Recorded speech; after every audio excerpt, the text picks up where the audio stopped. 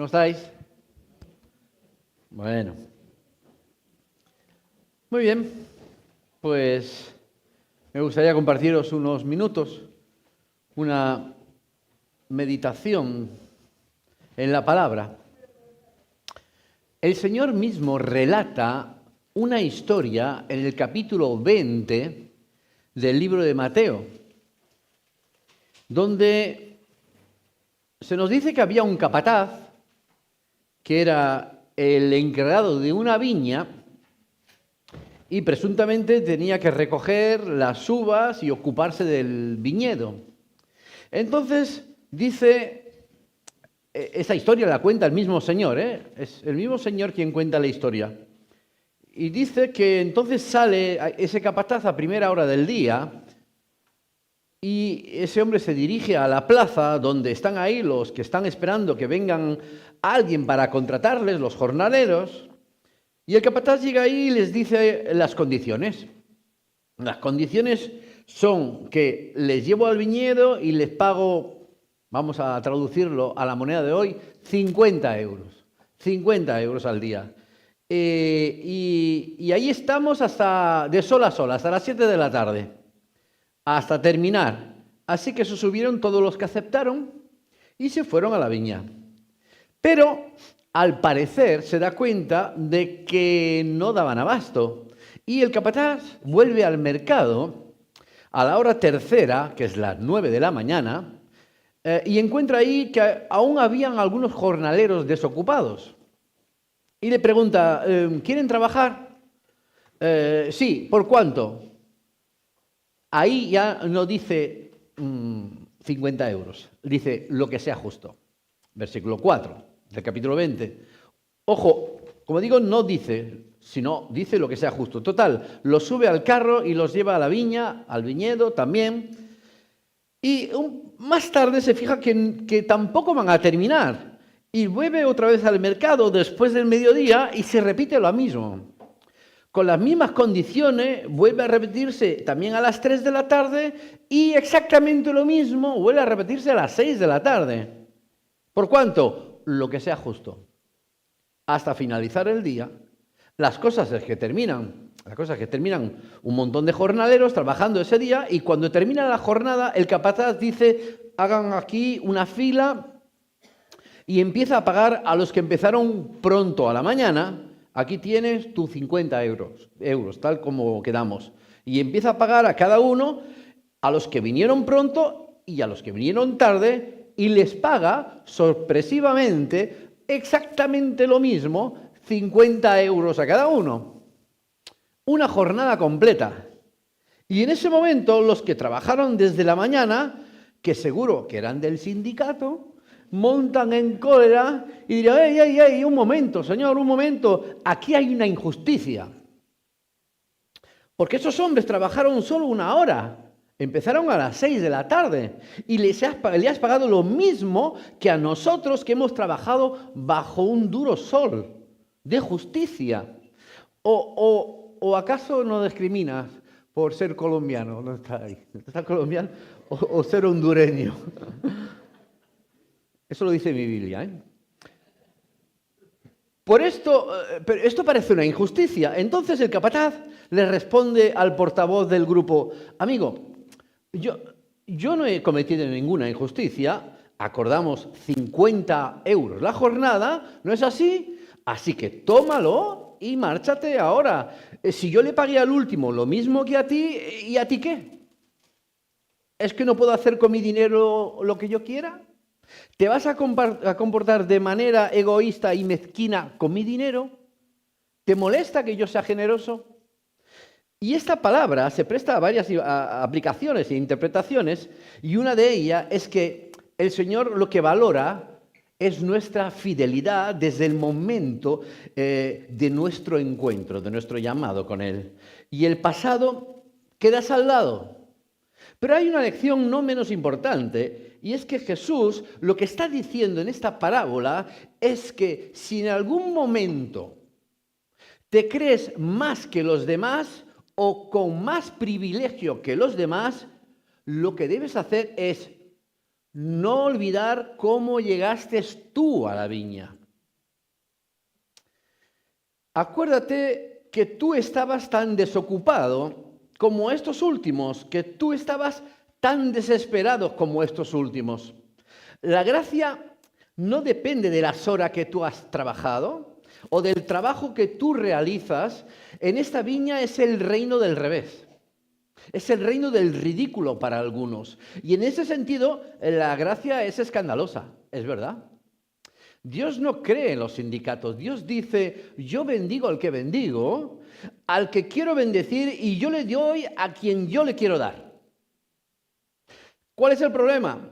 Pues Dios dice que la viña todos llegaron de la misma manera. Algunos llegaron hoy en la vida, otros llegaron hace 6 meses, otros hace 50 años, ¿verdad? Pero el Señor es muy claro. Mateo 7:1, ¿qué dice? No juzgues a nadie para que nadie te juzgue a ti, porque de la manera que juzgas a los demás se te va a juzgar. Y con la medida que tú mides se te va a medir. ¿Y por qué miras la astilla que tiene tu hermano en el ojo y no le das importancia a la viga que tienes en el tuyo? ¿Y cómo puedes decirle a tu hermano que debe sacarse una astilla del ojo cuando tú tienes una viga en el tuyo? Hipócrita, dijo Jesús.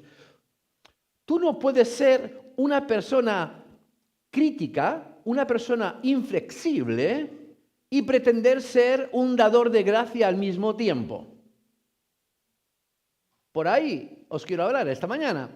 Si vas por ahí dando lecciones de superioridad moral, en algún momento te van a medir de la misma manera y te van a sacar los colores. Y te van a decir, oye, no te olvides cómo llegaste tú a la viña. Pero nosotros siempre somos más propensos a creernos con más derechos. Queremos que la gente se gane nuestro respeto. Y así somos nosotros. Porque yo no ando por la vida diciendo, a ver, ¿qué puedo regalar hoy? Yo no sé vosotros, yo no soy así. Yo como tú, a mí me gusta juzgar el desliz. Juzgar el fallo ajeno. ¿O no? Aunque yo tenga errores, aunque tenga una viga en mi ojo, somos propensos a eso. Está en nuestro ADN mirar la viga ajena. Así somos.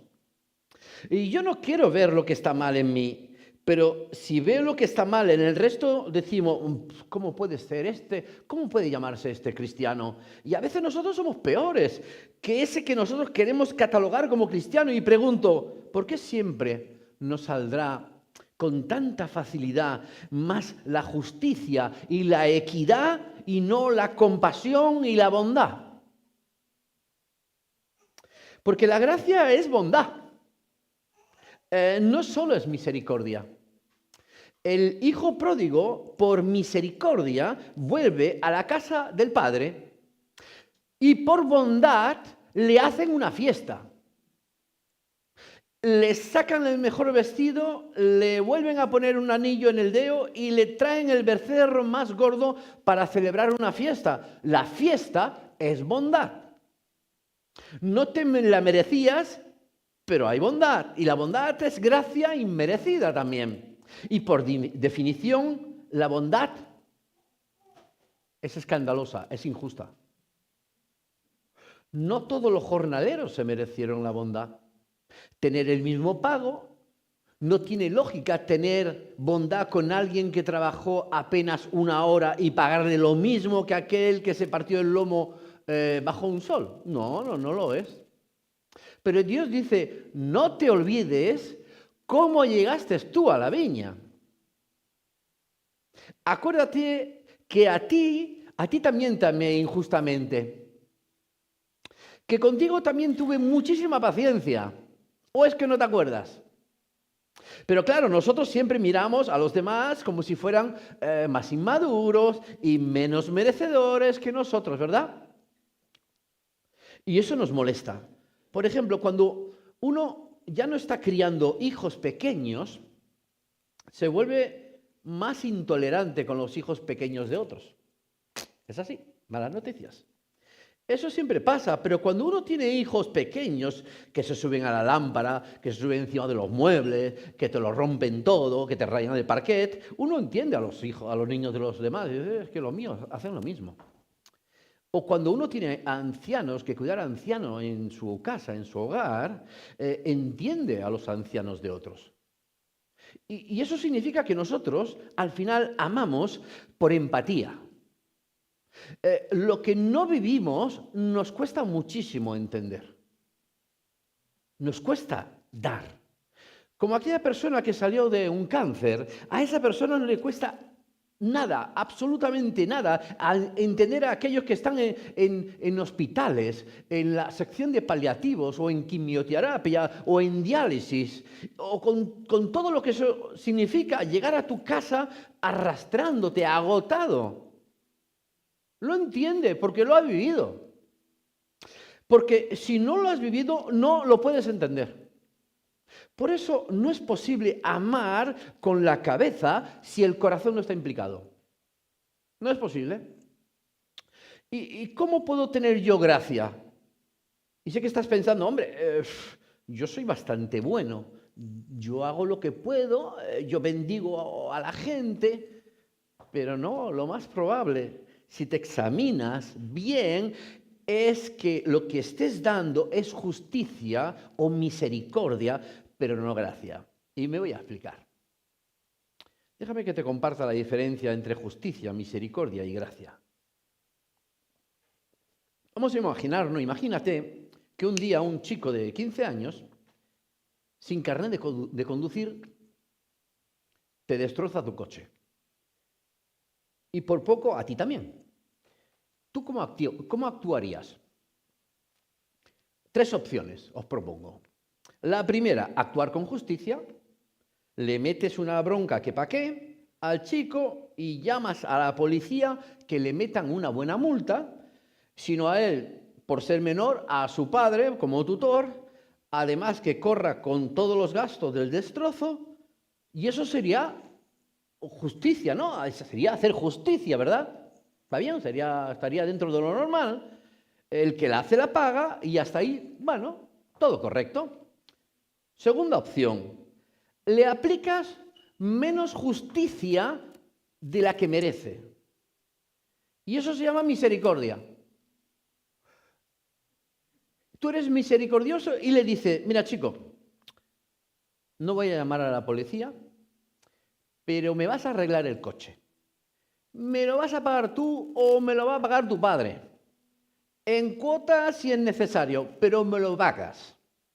Porque yo no voy a asumir un gasto por tu irresponsabilidad. ¿Estás siendo malo por hacer eso?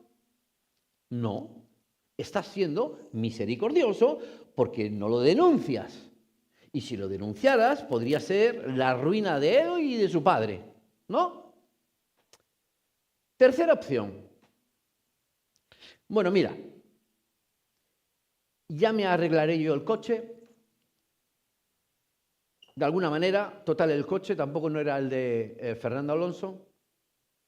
Pero ahora, chico, quiero que entres en mi casa.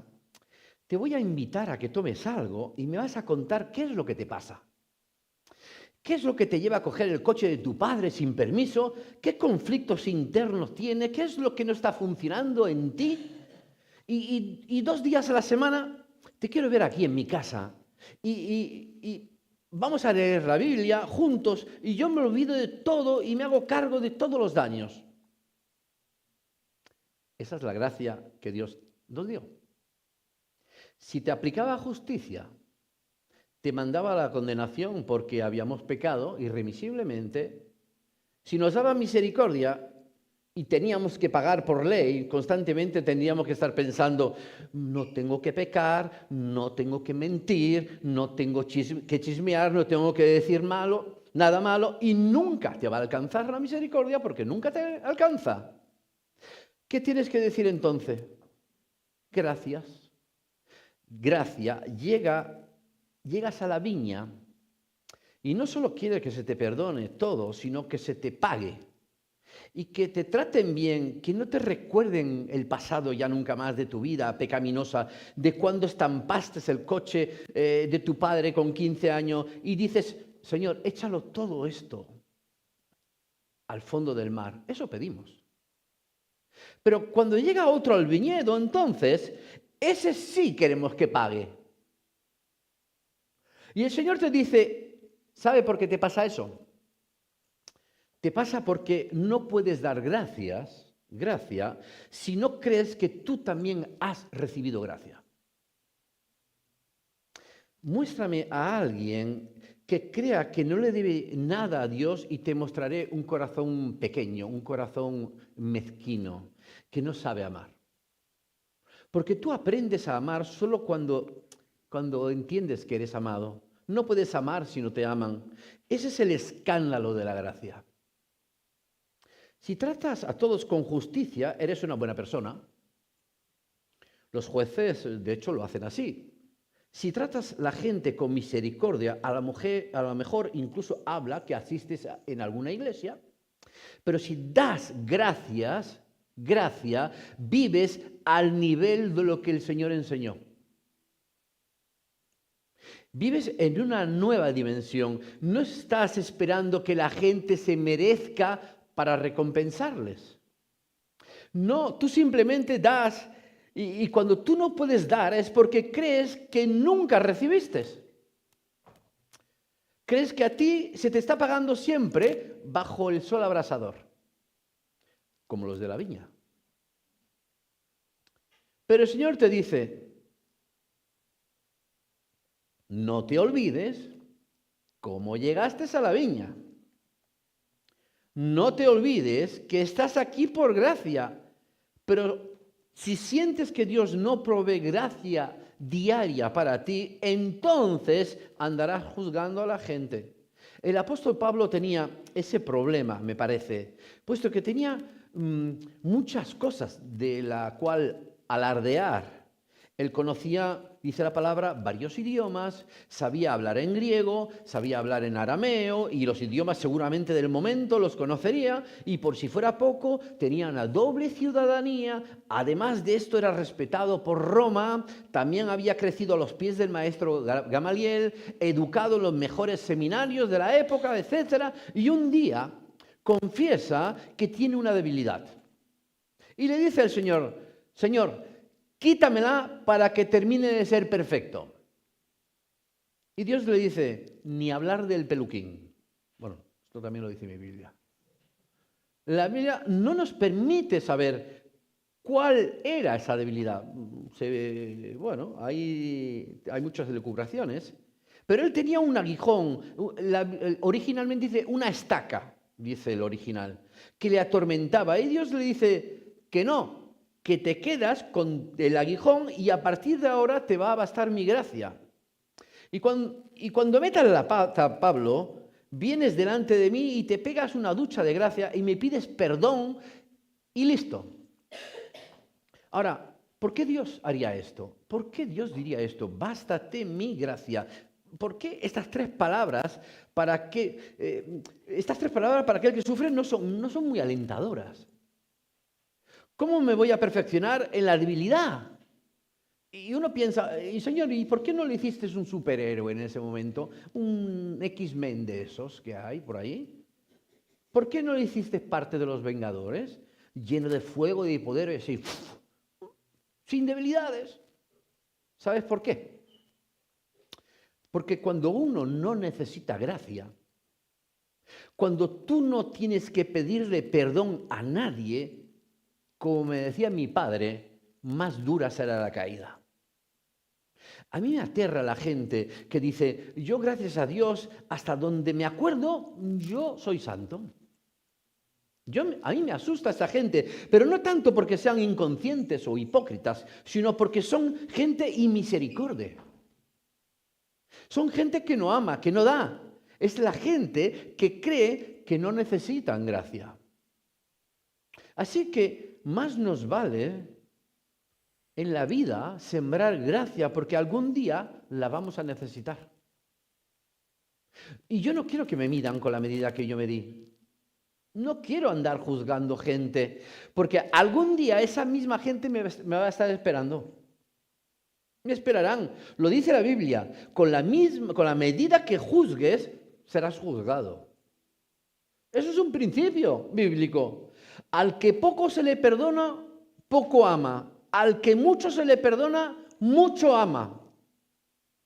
En una ocasión, en Lucas capítulo 7, 36 y 50, había una mujer de baja reputación que se le acerca a Jesús mientras que él está en la mesa hablando y comiendo, y en silencio le empieza a lavar los pies en una mezcla de perfuro de nardo puro, dice la Biblia, caro, carísimo, el salario de un año, si mal no recuerdo, y además sus lágrimas ungían en una mezcla de perfume y lágrimas, ungían los pies del maestro, todo junto a la vez, y dice que besaba los pies del maestro, y como no encuentra una toalla, se dice la palabra que se saca el manto, se suelta el cabello, que eso era un sacrilegio en aquel tiempo, dicho sea de pasada, y se saca el tul de la cabeza y empieza a lavar los pies al maestro. Y en aquel tiempo era un escándalo. Y además esta mujer, como digo, de una reputación sospechosa, y la gente cavila en silencio porque no se escucha, no verbalizan lo que dicen, y dicen, mira, este que es la edad de profeta, si fuera realmente el Hijo de Dios, se daría cuenta de quién le está toqueteando los pies. Y Jesús, que leía los corazones de todos, dijo, Simón, yo sé perfectamente quién me toca los pies. Pero mira, yo entré en tu casa y no me diste el beso de bienvenida. Tampoco me ungiste mi cabeza con aceite y menos todavía me diste una toalla.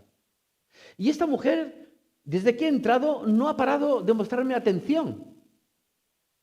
Y les dice, porque a quien mucho se le perdonó, mucho ama.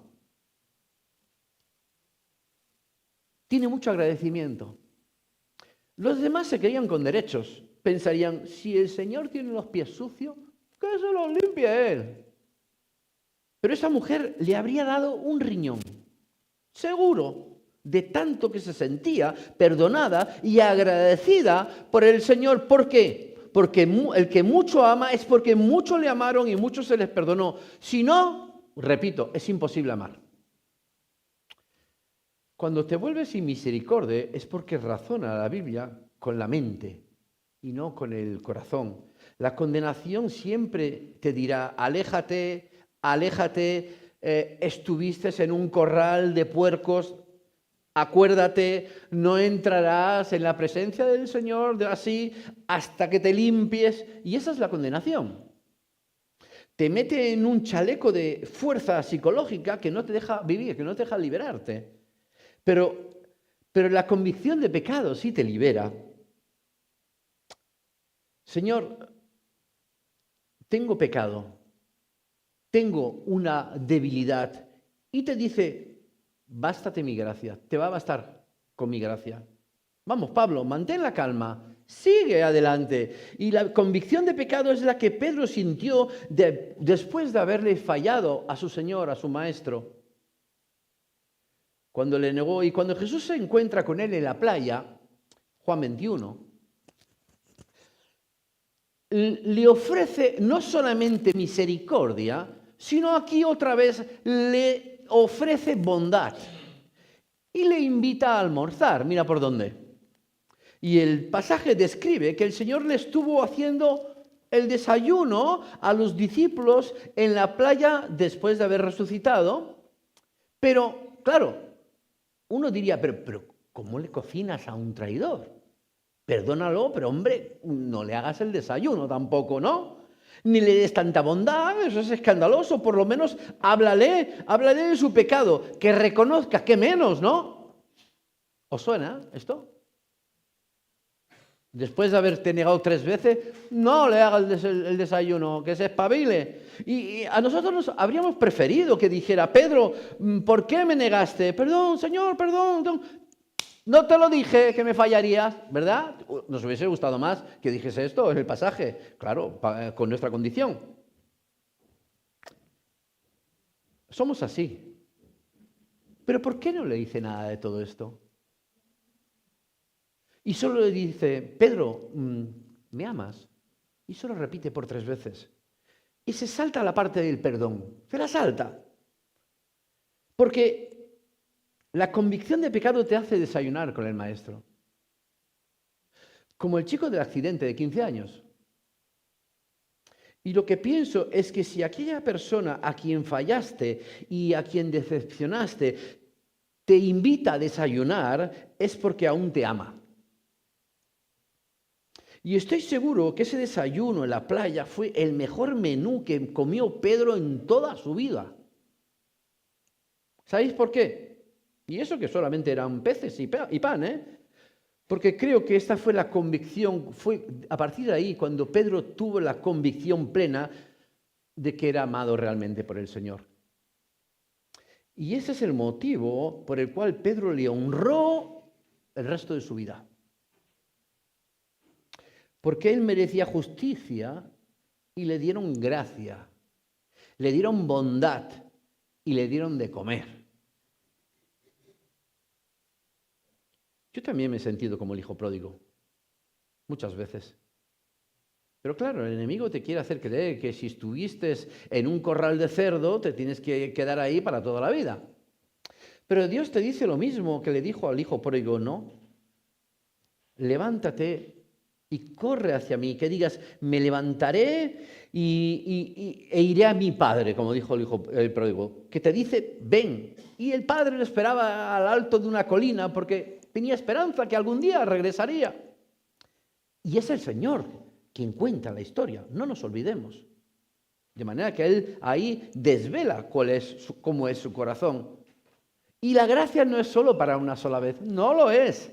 Esa gracia te sostiene, es la gracia del Padre nuestro, del pan nuestro y del Padre nuestro de cada día. Señor, ¿cómo oraremos? Decían sus discípulos. Permitidme. ¿Cómo oraremos? Mateo 6.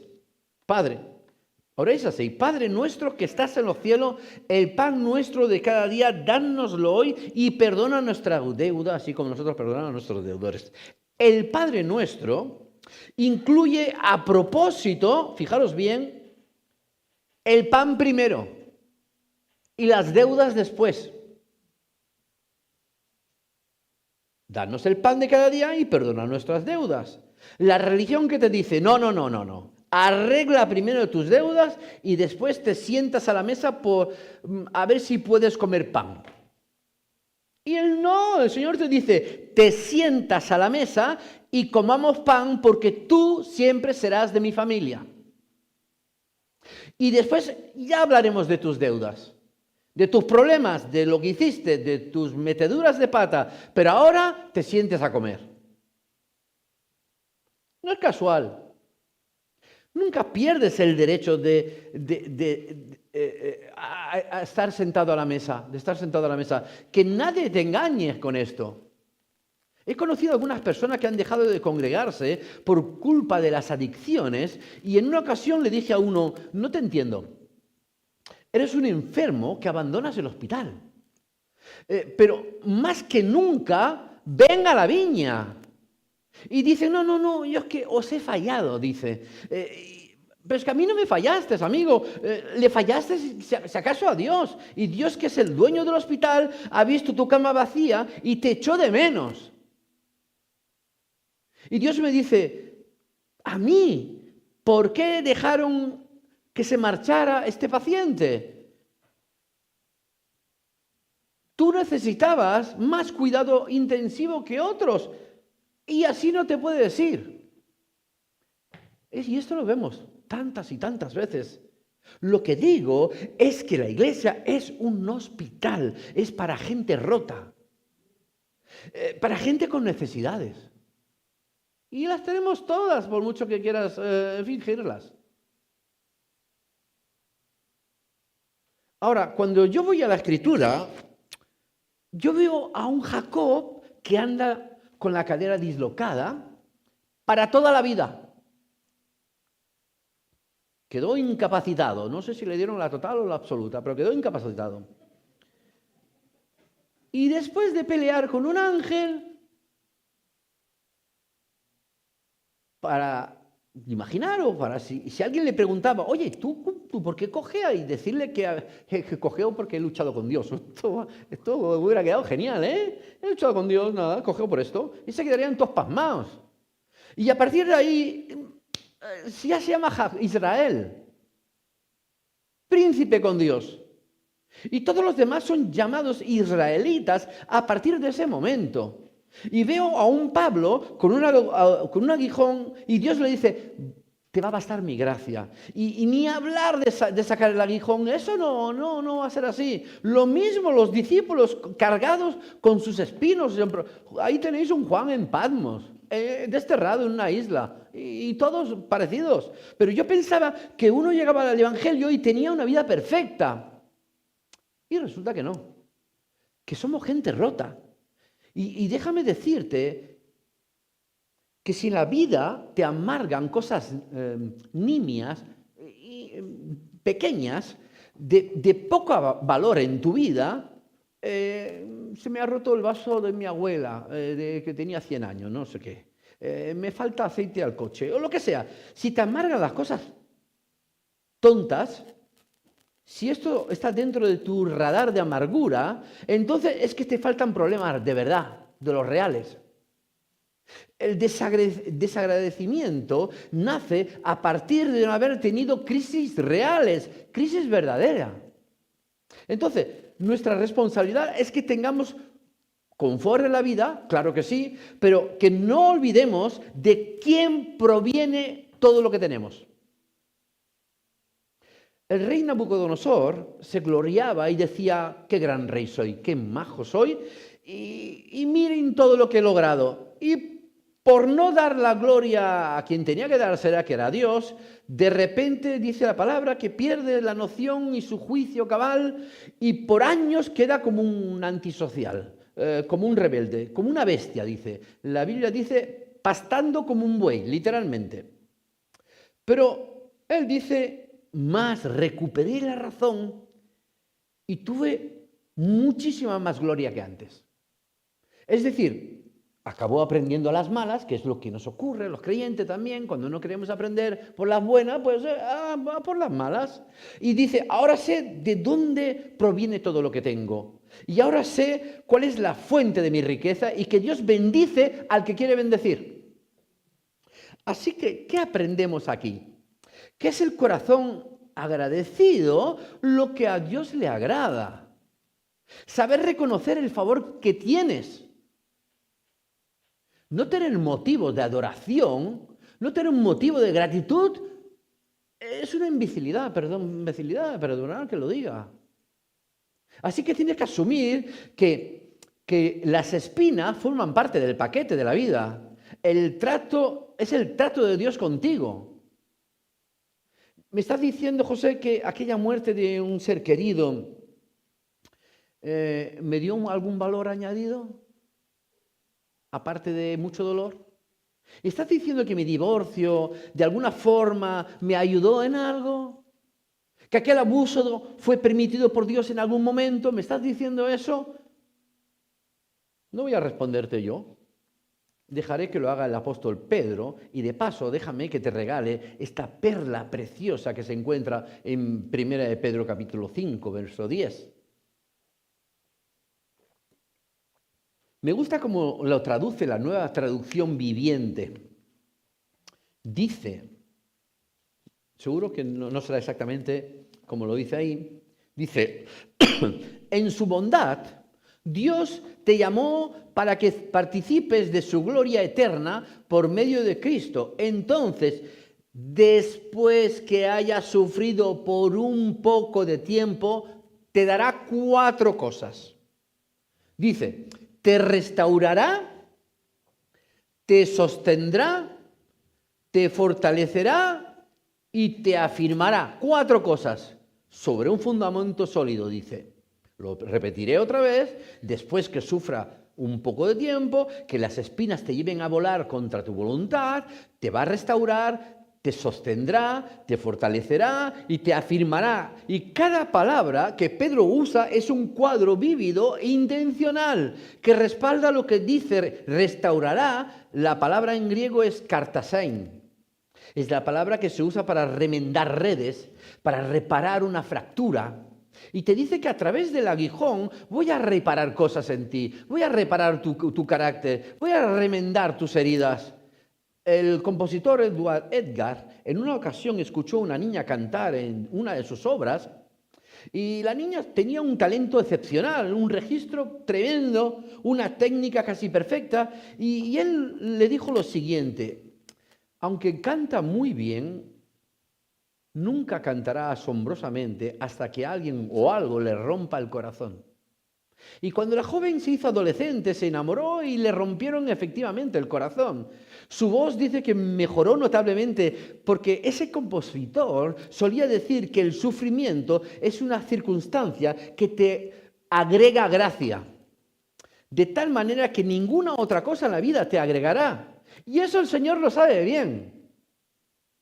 ¿Os habéis fijado en una persona que ha perdido seres queridos? Si miráis sus ojos con el tiempo, después del dolor, notaréis que se llenan de dulzura y comprenden a otras personas que sufren lo mismo. Porque el abrazo empático de alguien que sufrió no es lo mismo, no es igual de aquel que no sufrió, que no lo ha vivido. Por eso David y Jonathan se amaron tanto. Dice la palabra que se amaban más que cualquier otra cosa. Porque tuvieron que compartir muchas batallas. Tuvieron que muchas muertes, compartir muchas muertes. Tuvieron que luchar cuerpo a cuerpo, codo con codo, espalda con espalda. Mucho tiempo. Se amaron porque vivieron cosas tremendas. Por eso Pedro dice literalmente, restaurará. ¿Cómo te restaura el Señor? Lo hace a través del dolor. Te hermana, te hace entender a los que sufren, te hace que no te olvides de dónde saliste de la viña. Dice, te sostendrá, en griego, esterixen, y se refiere a algo sólido como el granito, porque que te rompan el corazón produce dos cosas, o que te desmorones o que te haga fuerte, que te haga sólido. Pero no un corazón de piedra, no, un corazón tierno, pero con piel de rinoceronte. Y cuando se te hace sólido, nada te tumba fácilmente, no te tumba. Pero Pedro dice que además te va a fortalecer, stenium, es la palabra en griego, te va a llenar de fuerza. Y si tu llama es débil, pues viene un viento y tú la apagas. Pero si estás bien encendido, viene un viento y ¿qué ocurre? Se te enciende más, se te aviva. Eso lo saben bien los que son amantes de las barbacoas. Y finalmente, afirmará en griego temelium, que significa asentar los fundamentos. Cuando descubres eso, descubres el juego de la vida, es el principio de la sabiduría. Y tienes que mirar en perspectiva tu vida y hacer un círculo y ahí meter la gente importante, la gente menos importante y la que no te tienen que afectar y la que sí te pueden afectar. Como el Señor. Él tenía 12 discípulos, pero tenía a los 3 con quien pasaba más tiempo, dice la palabra, Santiago, Pedro y Juan. Y luego a los 12, a los 40, a las multitudes. Entonces, su radar siempre estaba ocupado de las preocupaciones reales. ¿Con quién podía contar? Y nosotros lo mismo, tengo que servir a Dios, valorar a mi mujer, a mis hijos y no preocuparme por boberías. Entonces, cuando vengan los vientos, se te va a avivar el fuego, se te va a afianzar la fe. Y yo me preocupé en mi vida, tengo que reconocer, por tonterías. A los 20, a los 30, a los 50. Que hoy me importan un bledo. tantas cosas que volaban dentro de mi radar y no me dejaban ver claramente a los verdaderos aviones. Y yo hoy entiendo que la gracia de Dios viene disfrazada de diferentes maneras. Y ahora, aunque sigo siendo un poco torpe, pero algunas las reconozco.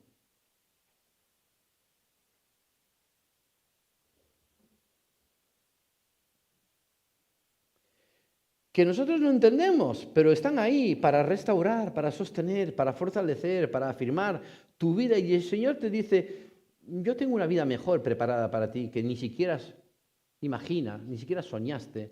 Pero déjame que te pruebe, que te meta en el cajón del olvido un tiempo, porque los silencios de Dios contigo son intencionados. A nosotros los silencios nos parecen que el Señor ya no nos ama, ya no nos quiere, se ha olvidado de mí. Pero los silencios de Dios son intencionados contigo, aunque no lo parezcan. Y cuando llegue tu hora, vas a brillar como nunca. Y el mundo verá a Dios a través de ti, que es lo que Él busca, y ese es el motivo del sufrimiento, del padecimiento, del bástate mi gracia. Lo dejo aquí. He tenido que recortar cosas porque es que si no